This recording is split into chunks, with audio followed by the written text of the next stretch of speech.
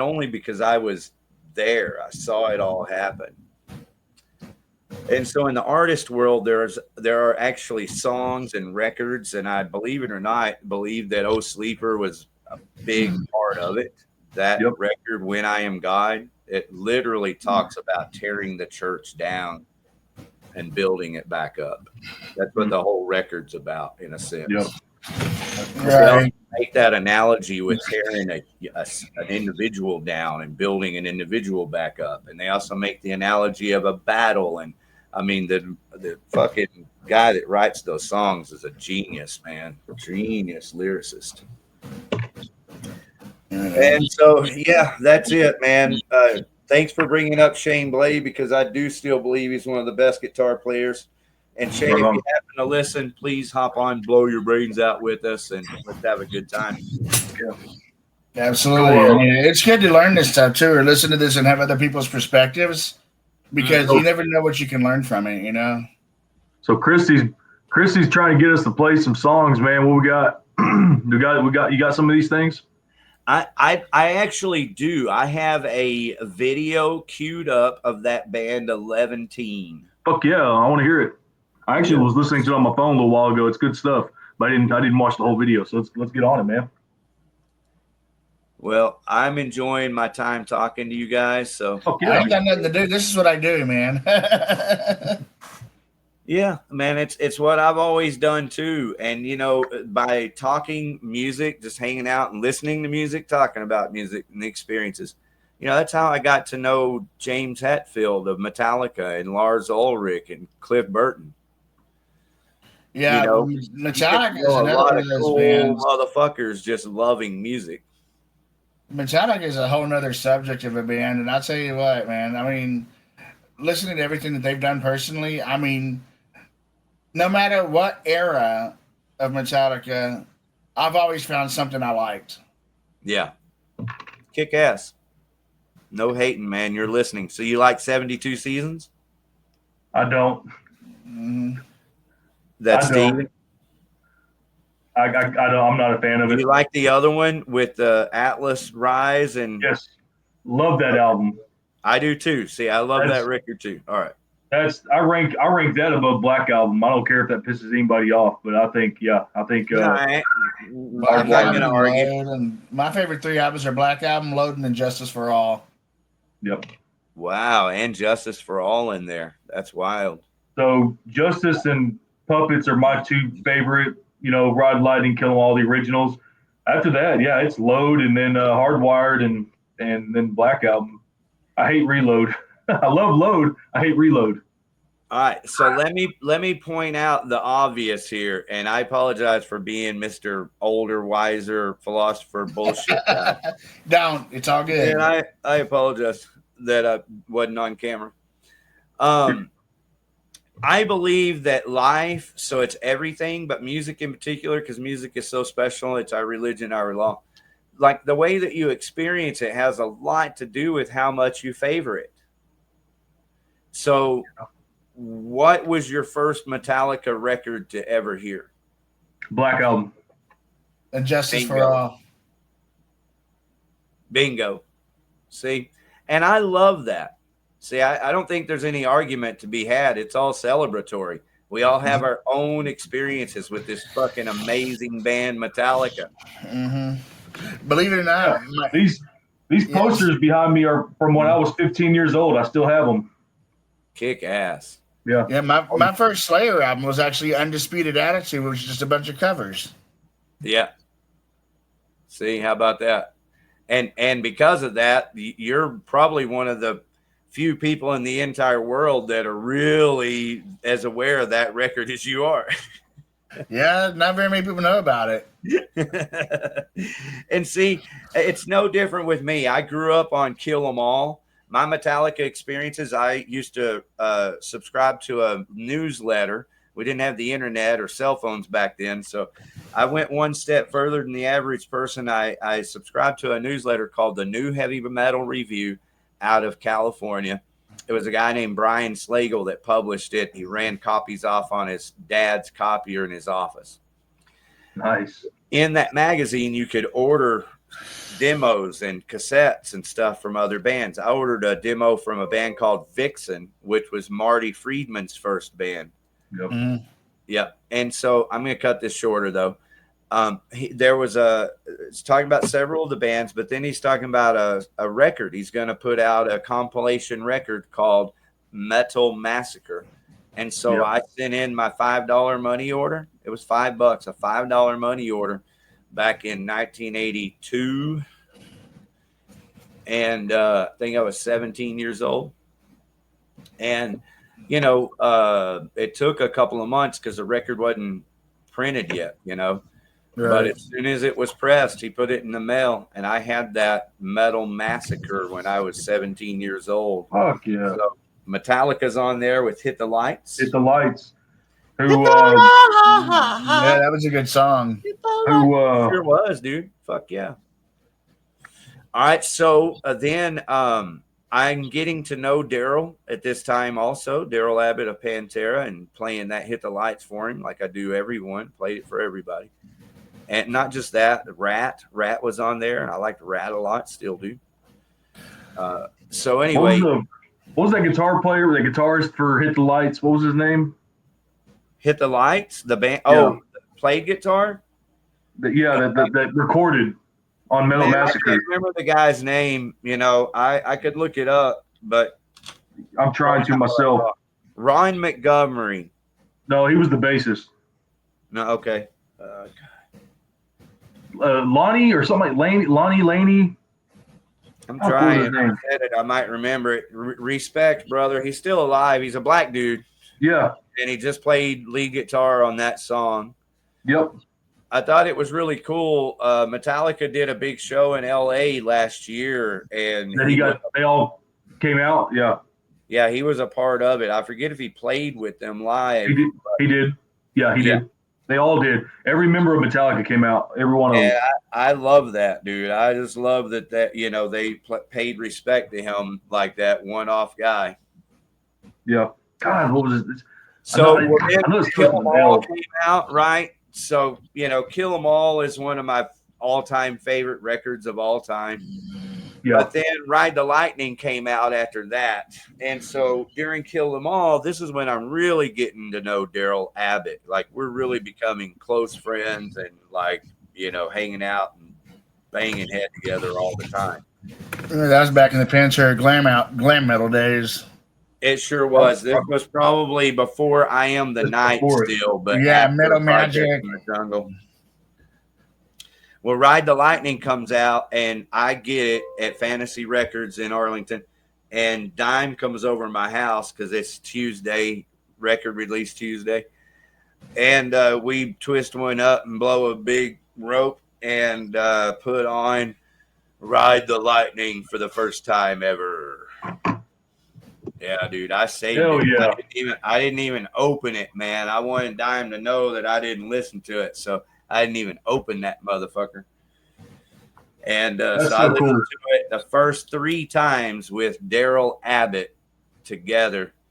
And my guitar that I barely played, on that guitar, he was playing the record by the 3rd time through.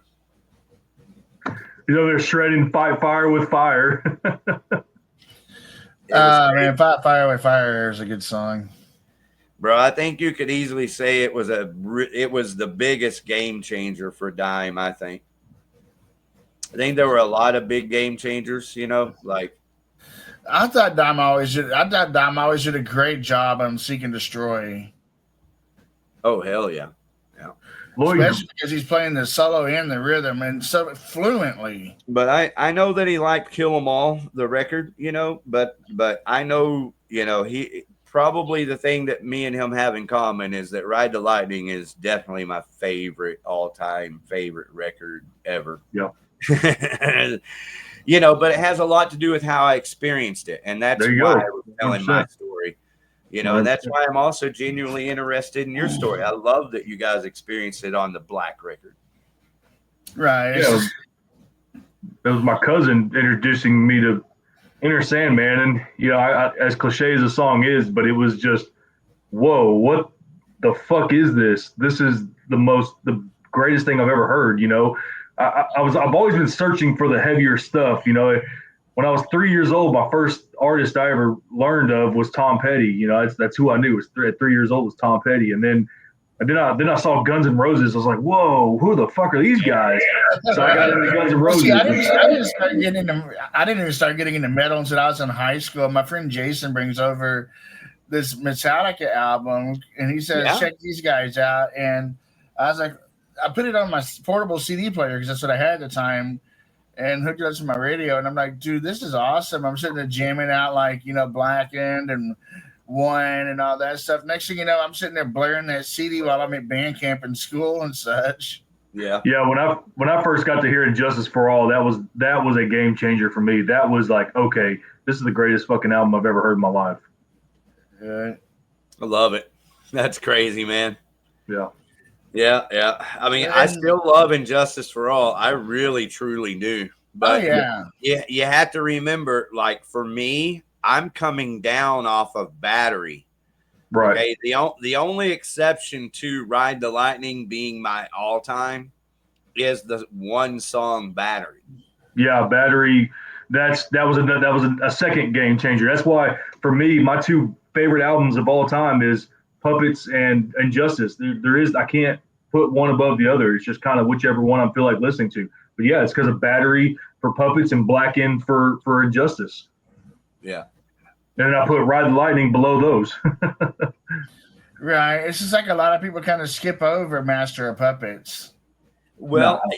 I totally see that, but my personal experience is now I've got And Justice for All, and keep in mind, we lost Cliff, and I knew back then that Cliff was a major part of the songwriting. I didn't know anything about the whole Cliff Burton death yet. Whenever I first heard Metallica. Yeah, he was actually a friend. I got pictures of us together. I got pictures of him on my Facebook and stuff. Would love to go ahead and check that out, man, for sure. That's awesome. I know it's making me think about awesome, dude. Cliff Burton was one of the best fucking rock stars, one of the best rock, touring band people. He was just fucking cool. That's it. So was James, so was Lars. And since we're talking about it, I don't mind bragging that, yes, I am the one that asked James and Lars multiple times, but I'm the one that was there in Phoenix, Arizona, asking them again before they came here the following week to meet Dime and Vinny and, Yep, all those pictures. Basically listen to Dime. That's how it happened. Just like I'm talking music to you with you guys tonight, I could talk music with anyone forever, always. And so when I would get together with James and Lars, it's funny because I'm fortunate enough to know comedian Don Jameson. And he said, Rick, I believe you, but if you need proof, Lars is still the same way today. That's all he does is just talk about other people's music constantly. Yeah. Like, that's what I do.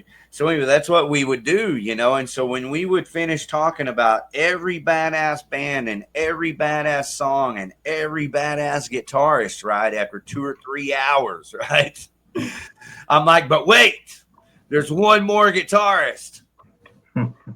It's Daryl Abbott, this fucking kid that plays guitar for Pantera. You have to hear this guitar player. I wouldn't bring him up. I obviously know what I'm talking about because we agree on everything else. But you're missing one person. And if you know the next Eddie Van Halen, tell me, because I don't want to be missing that person in my category here. But I know the next Eddie Van Halen. I know the game changer. You guys got to come meet. So we had that conversation multiple times. And it was that last night that I told him you had to come see him. So, yeah, man, I'm only saying that because it's true. I enjoy telling it to people who enjoy hearing the story. And, be enjoyable, man. You just fucking live your dreams. Let's hear some of that 11 team. Being able to talk music with people who actually know what they're talking about is one thing, and I don't really get the chance to do this kind of thing. And this is like, I'll be honest with you, Rick, I'm actually loving this because it's like I'm finally in my element. I'm actually able to talk to somebody and actually carry a conversation, which is hard for me to do in general because of my hearing. and Right. most people don't grasp, music like I do, where I try to study every element of it as possible, not just what I like, but even the things I don't like, or even the things I might be curious about. I try to study every element of the music because sometimes for me to get into a band, it just takes one song. It might not be their popular one, but it could take one song. Yeah. Press that play button for 11. What do you guys? Let's play a guessing game real quick as I'm doing this. What do you think this is going to sound like? Hard rock. Fucking awesome. Hard rock. Oh, I love the fucking awesome 11 genre. with a name like that, I'm going to say probably right between hard and heavy. You're right. It is hard and heavy. It's hard rock. It's almost heavy. I cheated and listened to some of the beginning of it. All right. The world of BYBO radio introducing 11 4.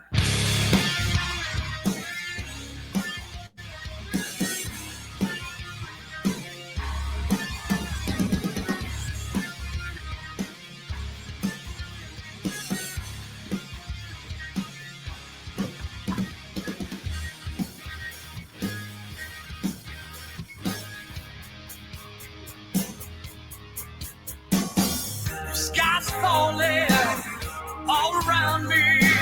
My feet are firmly on the ground. I wonder when you got this lazy. You only need me when you're down.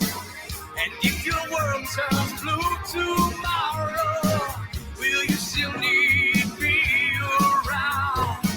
I know that I will stumble to you. You only need me when you're down. Oh, my street. Oh, my street. Oh, my strength keep me down. Oh, my strength keep me down. Oh, my strength keep me. Oh, my strength keep me down, down, down.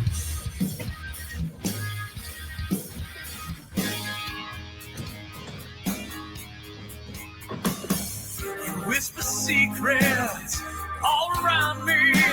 You cough on me without a sound. In the darkness, I am your shadow.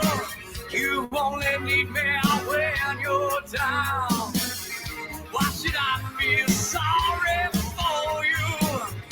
In the end, you wear your crown. I'm just lying here, just lying, wait to see. You only need me when you're down. Oh, my street. Oh, my street. Oh, my strength keep me down. Oh, my strength keep me down. Oh, my strength keep me. Oh, my strength keep me down, down, down.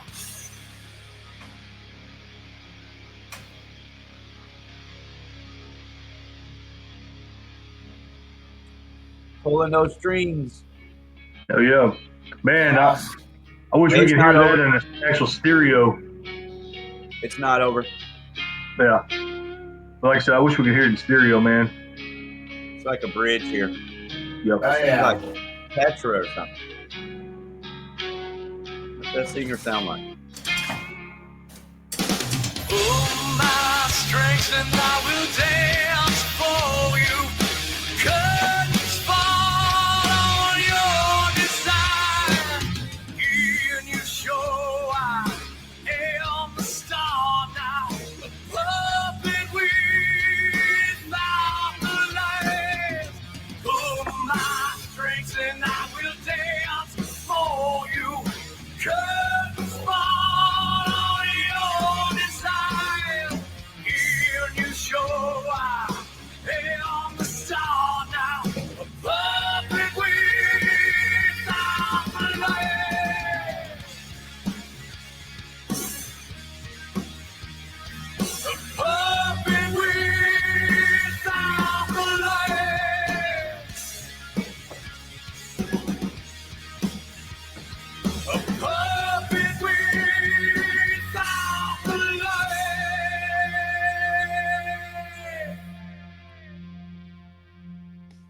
I like it.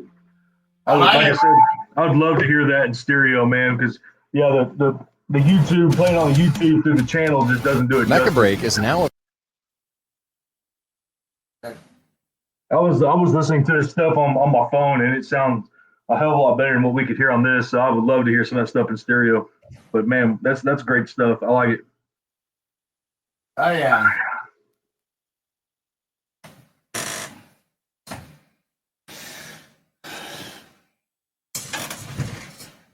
Yeah, unfortunately, with the the mirroring from the YouTube onto this, you can't really pick up the actual music. You can just mostly just the vocals is all you could hear for what I could hear at the most part. It sounded great, actually. But yeah, like you said, you're on your phone, so I could hear it pretty clearly. So no, I'm on my laptop, but it's like you can only pick up certain frequencies. But when I actually cheated and looked them up earlier on my phone, which had better quality than what's coming through my laptop. And man, the laptop for me doesn't do justice. They sound great when I'm listening to them on the phone. Okay, gotcha. Yeah, I would love to hear them on an actual stereo because a lot of layers going on, and the guitars, they sound really cool. I can't hear the guitars through my laptop. I can just hear the vocals. That's it. Hey, fill us in on who that band is. Do you know who 11 is? I don't. Well, thank you for the 801 Studio family. Yeah, so 801 Studio, they have a bunch of, am I not mistaken, it's kind of like a collective group of people that come together and kind of work together and form these bands. Am I wrong on that? Well, I think they at least try to. I believe that's the idea. Yeah. Whether it's happening successfully or not, who knows? I'm not around. I don't know. Because Christy was on your show, 3 months ago? Yes. Mm-hmm. Yeah, right. I remember her talking about it, yeah. Yeah, and I believe it's still like most of us, it's a different angle. It's a hustle, Yeah. And I support that, Yep. She's welcome here always, just like everyone else, And I support bands like, I don't know how much promotion she's doing, for example. I believe that promotion is valuable. I think that people inviting all their friends to your band page or people inviting all their friends to your event, there is value in that. Yeah, absolutely. Absolutely agree. Well, Rick, I got to go, brother. It's 1 o'clock's coming pretty fast, and wow. Getting up in the morning. I didn't realize how late it was. I'm having a blast over here.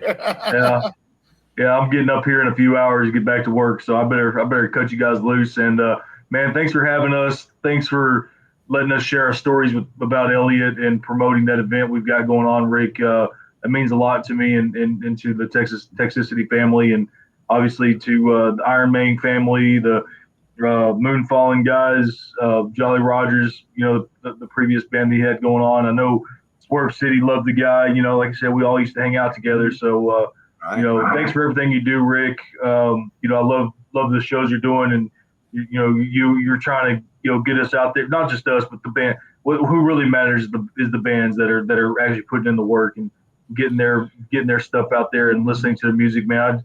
I love being able to. I mean, like I said, I didn't even know who I can never say the word Perico. Yeah, I didn't know Perico and Keel House and that there. Yeah, I know I can't do it, man. I'm tongue tied. And but Keel House and a lot of these other bands that I had no idea of, and I've heard of Perceived, but I don't think I heard their music until I listened to them on your show, and other than when I saw them live. So when they dropped that really yeah, so I know those guys. Well, Steven, that works both ways because you took the time to participate and you were rewarded. So it works both ways, bro. Thank you. Thank you, brother. Thank you for everything you do, man. Y'all take care. We love you guys. Man, power to you that you sleep well and wake up rested and ready to rock tomorrow, bro. We'll see you next time. All right, guys. Thanks for all you in the comments.